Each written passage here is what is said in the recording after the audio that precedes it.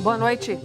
99 mortos, este é o saldo da tragédia até agora, neste 7º dia de buscas em Brumadinho. Esse número poderá aumentar a qualquer momento no pronunciamento do Corpo de Bombeiros. A lama da barragem de rejeitos da mina da Vale já andou 100 quilômetros e hoje a mineradora começou a cadastrar as famílias que vão receber R$100 mil por ente morto ou desaparecido.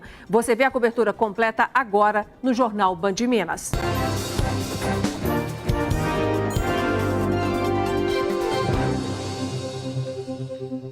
As buscas em Brumadinho foram interrompidas por volta das 5 horas da tarde porque havia previsão de tempestades na região.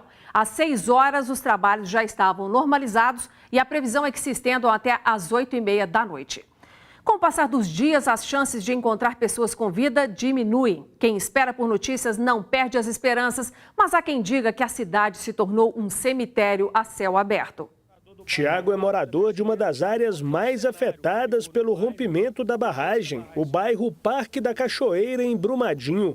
Segundo ele, cerca de 15 casas foram arrastadas com a força da lama e o cenário agora é de destruição e tristeza. O bairro tem um cemitério a céu aberto, aquele rejeito diz que tem cheiro de material em decomposição, está todo mundo com medo de morar lá, os moradores estão com medo. Foi o bairro realmente mais atingido após a tragédia, né? Ainda de acordo com o Tiago, 3 vizinhos estão entre os desaparecidos.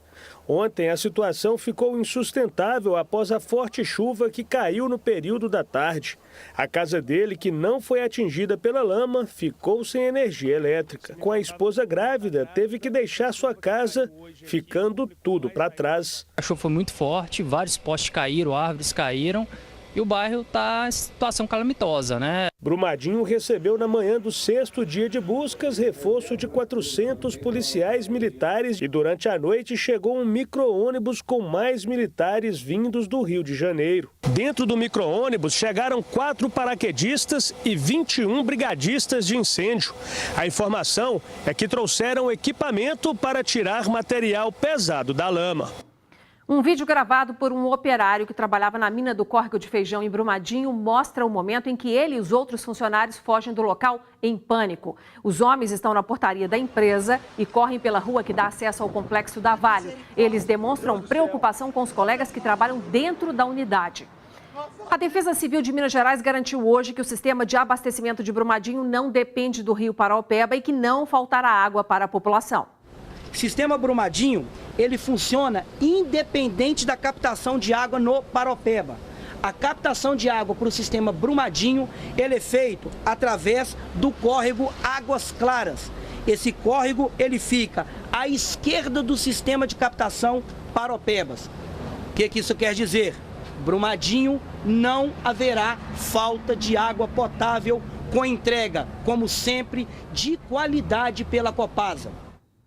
A lama da mina Córrego do Feijão continua seguindo rio abaixo e preocupa as comunidades ao longo do Paraopeba. Já estamos falando aí de 100 quilômetros longe do ponto de ruptura em Brumadinho. E hoje a lama chegou à cidade de São José da Varginha, na região central de Minas. E também hoje ficou definido que a Vale terá que garantir água para os produtores que dependem do Paraopeba e não estão podendo captar água.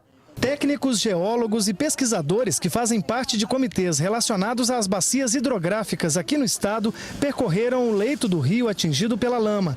Eles recolhem amostras de água e solo para mapear o impacto do desastre na natureza. Se a gente fosse fazer uma escala de 1 a 10, você pode considerar que é 20, né? O nível de impacto. Assim. Todo o sistema ecológico do curso d'água foi alterado. E alterado de uma forma que, inclusive, talvez não se recupere dentro de um espaço de tempo curto. Então, assim, para o sistema ecológico do curso d'água, simplesmente catastrófico. Esse material depositado é diferente do que esses produtores tinham, né? A gente tinha um solo nessas áreas das áreas de várzea, né? Normalmente é um solo de melhor qualidade, que é onde que deposita maior sedimento, que tem nutrientes. E com essa deposição da lama, que é um material basicamente de sílica e ferro, é um material que ele impede a infiltração de água no solo. À medida que ele vai secando, diminui os poros que você tem nesse material. então formam um encrustamento superficial, então tem dificuldade para infiltração de água e penetração de raízes. Então, ou seja, a retomada das atividades agropecuárias, ela é muito mais difícil, né? Autoridades sanitárias e representantes de ONGs alertam para o risco de usar as águas atingidas pela onda de rejeitos. Bom, e acompanhando essa expedição aqui ao longo do leito do rio Paraopeba, a gente percebe o impacto ambiental causado pelo rompimento dessa barragem. Aqui a gente pode encontrar, vou pedir para o Anderson mostrar, vários peixes que acabaram morrendo por falta de oxigênio na água aqui do rio Paraopeba. Os pesquisadores ainda mostraram para a gente que peixes de grande porte e que têm a possibilidade de permanecer mais tempo na água sem oxigênio também não acabaram resistindo, como aquele ali à frente. Os pesquisadores ainda explicaram que a lama agora começa a se depositar às margens dos rios, como nesse trecho aqui onde nós estamos. Isso faz com que a lama perca velocidade e não deve atingir a bacia do Rio São Francisco. Mas, por precaução, 2 turbinas da hidrelétrica de Retiro de Baixo foram desligadas temporariamente. O rompimento da barragem na sexta-feira despejou 13 milhões de metros cúbicos de rejeitos de minério no córrego do Feijão. A lama percorreu 9 quilômetros até chegar ao rio Paraopeba, um dos mais importantes para a captação de água na região. No leito do rio, a lama já avançou por mais de 70 quilômetros, atingindo no trajeto Pará de Minas e a cidade de São José da Varginha. Foi estabelecido numa reunião agora cedo que a Vale será responsável pela entrega de água em qualidade potável para essas pessoas abaixo do rio Paraopeba. Hoje nós temos 22 pontos de captação monitorado pelo IGAM de águas não tratadas captadas no rio Paraopeba. O presidente do Comitê da Bacia Hidrográfica do Rio São Francisco tranquilizou a população ribeirinha. Ele acredita que os sedimentos da lama não vão chegar nem à represa de Três Marias, que é a hidrelétrica que já faz parte da bacia do Velho Chico. A distância entre Brumadinho e a última barreira antes de chegar ao São Francisco, que é a hidrelétrica de Retiro Baixo, é muito grande, são quase 300 quilômetros. Está havendo um monitoramento em 47 estações, não é, diário da dissolução da pluma. Então é bem possível que quando finalmente tiver que verter para o Lago de Três Marias, e aí já é o Rio São Francisco, essa pluma, né, levando em consideração que não ocorra nada de diferente e que os dados atuais sejam confirmados, é possível que a chegada lá dessas águas não cause, evidentemente, um rebuliço, como é o caso aqui do primeiro trecho do Paraopeba. As tropas de Israel, formadas por 136 militares, deixaram Minas Gerais hoje. Após 4 dias de trabalho em Brumadinho, a Defesa Civil fez questão hoje de comentar que o trabalho feito em parceria com os militares estrangeiros ajudou a encontrar 35 corpos. O presidente Jair Bolsonaro pediu que o general Braga Neto, do Comando Militar do Leste, fosse a Brumadinho acompanhar o trabalho do Exército, da Marinha e da Aeronáutica na busca pelas vítimas. E o general fez um sobrevoo na manhã de hoje. O porta-voz do comando falou pela primeira vez sobre a operação que foi montada na Grande BH. Nós estamos, as Forças Armadas, no terreno com um total de aproximadamente 150 militares, envolvendo escoltas diversas, apoio logístico aos militares israelenses, engenheiros militares fazendo alguns reconhecimentos que em áreas cujo acesso para engenheiros não militares é mais dificultado. Temos militares das nossas equipes de fiscalização de produtos controlados explosivos. Foram encontrados alguns artefatos com potencial de explosão e também supervisionando e fazendo a segurança, mantendo a integridade dos locais onde estão sendo feitas as perícias dos corpos. Já uma parte dos policiais militares que está aí envolvida nas operações de resgate em Brumadinho, eles começaram então a atuar fora daquela área quente, especialmente ali ao longo do leito do Paraopeba, à procura de vítimas, e hoje um corpo foi encontrado. E na coletiva realizada na tarde de hoje, o Corpo de Bombeiros explicou que a equipe que está trabalhando diretamente na lama não está sendo contaminada por metais pesados ou outras substâncias e que não há risco de haver material radioativo em meio à lama. A CENEM, que é a Comissão Nacional de Energia Nuclear, emitiu um laudo anterior ao rompimento da barragem, atestando que não existe nenhum tipo de material radioativo. Portanto, qualquer notícia nesse sentido, ela é completamente falsa. Também sofremos com a situação de notícias falsas de que haveriam bombeiros intoxicados, né, pela lama tóxica. Não existe nenhum registro de intoxicação por bombeiros. Sobreviventes de áreas atingidas pela lama em Brumadinho só tiveram como sinal de alerta o estrondo do rompimento da barragem e o tempo de reação foi mínimo. Agora, abrigados em pousadas tentam retomar a vida com o pouco que conseguiram salvar. Aos 7 anos, Sara já sabe o significado da palavra sobrevivência. Ela e a família moravam a 1 quilômetro da barragem. Agora, a menina sente falta das pequenas coisas que a enxurrada levou. Eu tenho saudade da minha cama, onde eu podia chamar de meu, da minha coberta, que eu também podia chamar de meu, dos meus brinquedos. Essa barragem destruiu seus sonhos, suas brincadeiras. E eu acho que ela destruiu, foi tudo. Vários desabrigados foram alojados em pousadas. Essa família, que tinha uma casa com 5 cômodos e uma varanda, agora passa o dia no quarto. Difícil para todo mundo, especialmente para as crianças e para Lígia, que está grávida de 3 meses. Todos eles estavam em casa no momento do desastre. O estrondo da lama se aproximando e os gritos de socorro foram os únicos sinais de alerta para que fugissem dali. Nós foi andando depressa mesmo e sabe, aquele medo, aquela sensação de que aquilo ia vir tudo em cima da gente, que a gente ia morrer. Amanda cuidava da enteada Miriam, de 21 anos, que precisa de cadeira de rodas. As duas ficaram presas em casa à espera do resgate dos bombeiros. Ela é pesada, né, para carregar. Aí meu marido chegou de trator e falou assim: Amanda, corre que a barragem estourou. Aí o corpo de bombeiro já chegou com o carro e tirou nós. Quem passou por momentos de desespero, agora teme pelo futuro no córrego do Feijão. Eu não quero voltar para lá, não. Seu medo é o quê? De voltar a acontecer de novo, né? Seu Valdeci tinha se mudado havia 3 semanas. Ele sabia da proximidade da barragem, mas não imaginava os riscos que a família estava correndo. Culpa do povo da Vale. Se eles tivessem, né, ido lá e olhado o negócio direitinho, a segurança, não teria acontecido o que aconteceu. O sofrimento dessas pessoas atingidas pela tragédia mexe com todos nós e é inclusive o assunto do nosso comentarista Carlos Lindenberg. Lindenberg, boa noite. Boa noite, Nácia. Lindenberg, de segunda tragédia seguida aqui em Minas, você acha que a gente vai aprender dessa vez? É doloroso, né, Nácia? Ouvir esses depoimentos, né? É uma coisa que mexe realmente com a gente, como você disse. É doloroso, mas eu acho sim. Eu acho que essa foi uma grande lição. Mariana talvez não tenha sido a grande lição. Essa, no entanto, será pela dimensão da tragédia, né?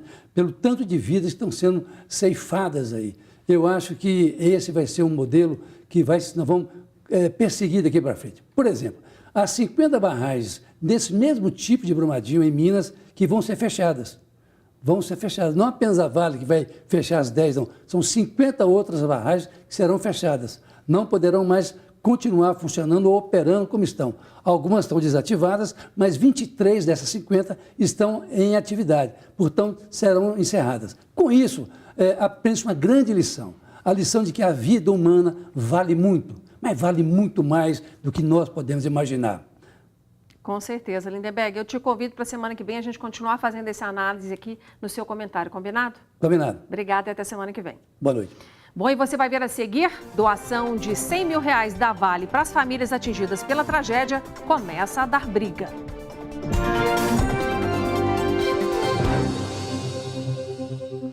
Aos poucos, os animais resgatados em meio à lama chegam a uma fazenda onde recebem tratamento. Já são 57. Aqueles que não forem reivindicados pelos donos serão encaminhados para adoção. Amedrontados, assim que muitos animais chegaram à Brigada Animal em Brumadinho. Cerca de 30 médicos veterinários voluntários têm se dedicado ao resgate de animais de pequeno e grande porte na região. Muitos ilhados ou presos na lama que desceu junto com a barragem na última sexta-feira. Os animais estão tendo lesões mais simples, devido à falta de alimentação, falta de água. Após o resgate, os animais são trazidos para essa fazenda onde está sendo montado um hospital veterinário. Aqui eles passam por uma triagem e recebem tratamento. Ao todo, já são 36 animais resgatados presentes nesse espaço. Nem sempre o resgate é possível. 3 animais tiveram que ser sacrificados nos últimos dias, o que tem gerado mal-estar nas redes sociais. Se os animais não têm qualidade de vida, se os animais não têm uma possibilidade de sobreviverem com uma qualidade de vida que assegure o aspecto mental, físico, psicológico, natural dele, o sacrifício, a eutanásia é uma questão inerente à nossa profissão. Após concluídos os tratamentos, será criado um banco de dados com os animais resgatados. Todos os animais que estiverem, seus donos vão ser reintegrados às suas famílias. Aqueles que não foram identificados ou que eventualmente perderam seus tutores, eles vão ser avaliados e postos para adoção. Psicólogos e defensores públicos voluntários estão ajudando as famílias atingidas pela tragédia em Brumadinho e hoje eles começaram a ter um trabalho extra com aquele início aí do cadastro de vítimas para pagamento de R$100 mil pela Vale. Segundo a Defensoria, já estão surgindo brigas familiares por conta desse dinheiro. Uma palavra de conforto, um abraço. Nessas horas de dor e desespero, todo o apoio é bem-vindo. O Conselho Regional de Psicologia organiza uma frente de trabalho para ampliar a atuação destes psicólogos voluntários em Brumadinho. Mais de 200 profissionais se candidataram. Além do apoio psicológico na Estação do Conhecimento em Brumadinho, as famílias também contam com auxílio jurídico.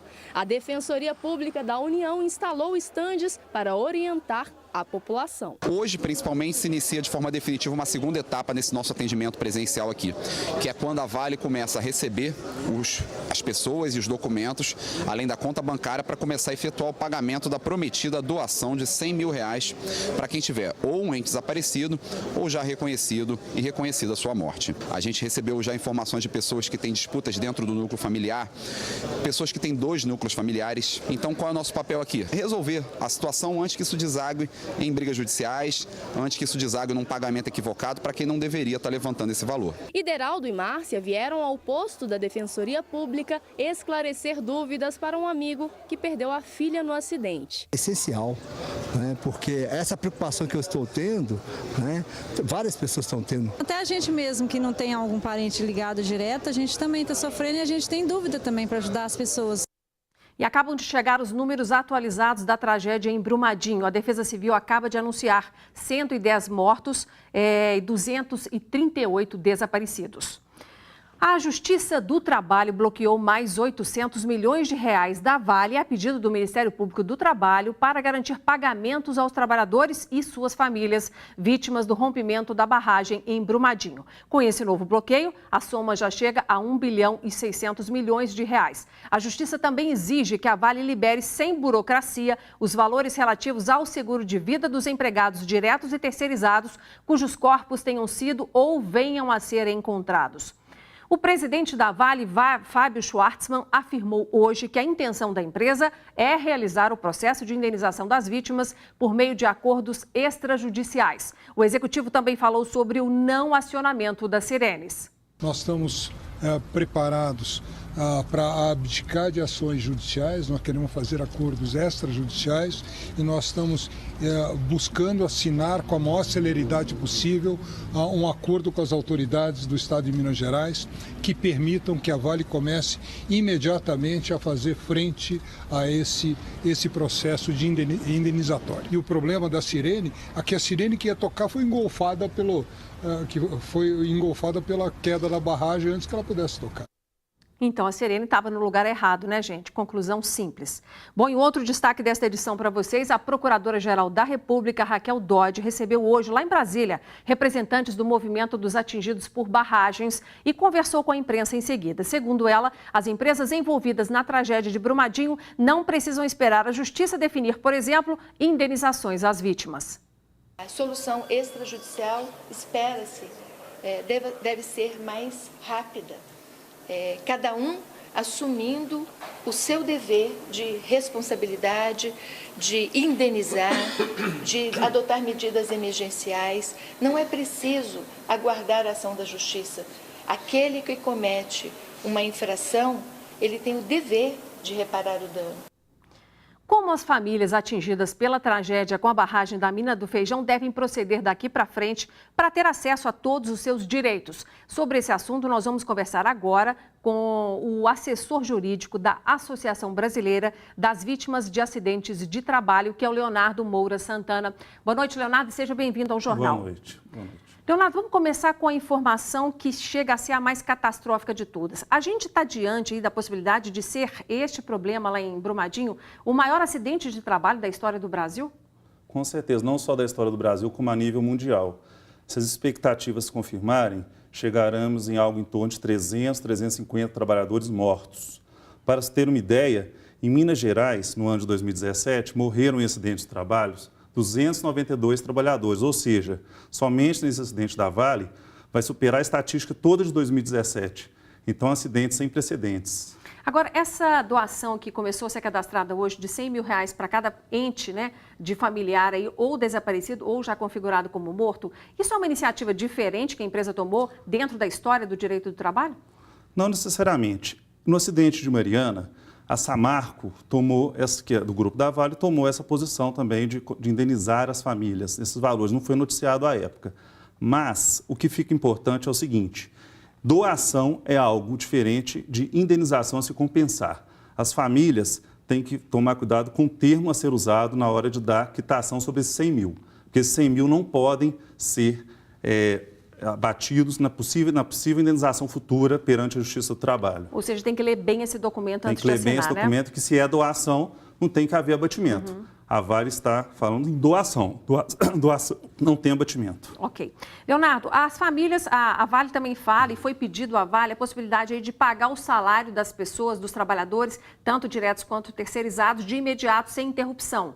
Se isso acontecer de fato, se concretizar, por quanto tempo essas famílias teriam direito a esse pagamento? Olha, na Justiça do Trabalho o cálculo é feito da seguinte forma: você pega a idade do trabalhador que faleceu, calcula-se até 75 anos, tudo que ele receberia, e se paga essa indenização de uma única vez. É a forma mais justa de se pagar, além dos danos morais, que também devem ser pagos aos familiares do atingido. Agora, uma última pergunta que é muito importante para todas as famílias, Leonardo.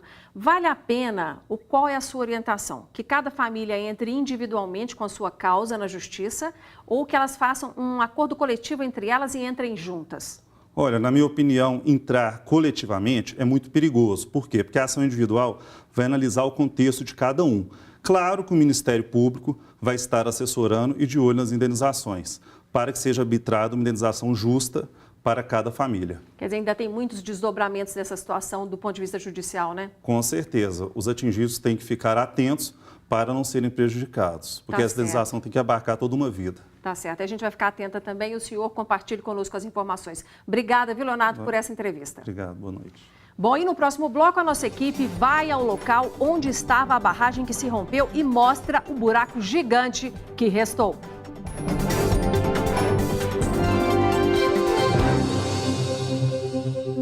O Museu Inhotim não vai ser reaberto amanhã, como havia sido anunciado pela instituição. Diante das buscas às vítimas da tragédia em Brumadinho, o Instituto decidiu adiar a reabertura. 41 funcionários da instituição têm familiares próximos desaparecidos ou com óbito declarado. E ainda não há data para que Inhotim volte a receber visitantes. O Corpo de Bombeiros continua as buscas na área onde ficava o refeitório da Vale, que estava cheio no momento da tragédia. E pela primeira vez, gente, a nossa equipe conseguiu subir ao ponto onde a barragem se rompeu e você verá o buraco gigantesco que se formou no alto da montanha. Do alto era possível ver o trabalho dos bombeiros à procura de vítimas. As equipes de bombeiros concentraram hoje as buscas na região onde teriam ido parar as pessoas que estavam no refeitório da Vale e foram arrastadas para longe pela avalanche de lama. As nossas equipes conseguiram identificar alguns mobiliários que estavam no restaurante. A partir disso, nós começamos a fazer um sistema de geoprocessamento para verificar a distância do restaurante até o ponto encontrado. E aí verificamos que alguns destroços estão encontrados entre 500 e 800 metros do local original. Com a ajuda de helicópteros, os bombeiros retiraram mais corpos da lama durante a tarde. Com a ajuda de um morador que conhece bem a região, a gente subiu por uma trilha até o ponto exato onde a barragem se rompeu na última sexta-feira. A barragem, a B1, vinha até esse ponto. Eu não vou passar daqui porque tem uma rachadura aqui, então só vem até esse ponto. Ela continuava aqui fazendo um grande muro enorme até o outro lado. Dario Costenário pode mostrar a outra ponta da B1. Tudo isso aqui era um grande paredão que segurava toda a lama que estava nessa espécie de bacia, nesse buracão, que vai até lá embaixo, Dario. Você pode mostrar ali, faz uma curva, a gente só mostra até esse ponto, mas ó, para lá segue ainda um bom pedaço, mais ou menos desse tamanho. E dali, toda essa lama que estava acumulada nesse ponto, no momento que esse paredão se rompe, tudo desce, fazendo uma grande onda. Para ajudar nos trabalhos de resgate de vítimas, o IBGE divulgou as coordenadas dos domicílios rurais e estabelecimentos agropecuários da região. No mapa dá para ver que no caminho da lama há dezenas de pontos habitados, entre eles a pousada Nova Estância, uma das mais populares da região, onde havia cerca de 30 pessoas no momento da tragédia. Ainda não há data definida para a volta às aulas lá em Brumadinho. O retorno estava marcado para o dia 4 de fevereiro, mas ainda existe ali uma barreira de lama que impede que os alunos cheguem à escola. Bom, nosso jornal fica por aqui. Eu agradeço a sua atenção nesta data, mas amanhã eu quero contar com a sua audiência de novo. Fique agora com a atualização do noticiário aqui em Brumadinho e também nacional e internacional no Jornal da Band. Até amanhã.